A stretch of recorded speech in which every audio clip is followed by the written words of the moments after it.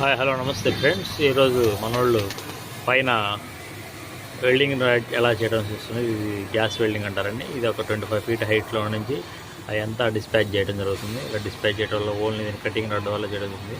ఇలా కటింగ్ చేస్తేనే అది కిందకు వస్తుంది అనమాట. సో ఇదంతా గ్యాస్ వెల్డింగ్ ద్వారా మనకి ఫ్లేమింగ్ ద్వారా ఒక్కొక్క ముక్క కట్ చేసేసుకొని ఈ రాడ్స్ అన్నీ పైన కనిపించే రాడ్స్ అన్నీ కూడా ఇట్లా స్టెప్ బై స్టెప్ రిమూవ్ చేసుకోవడం జరుగుతూ ఉంటుంది.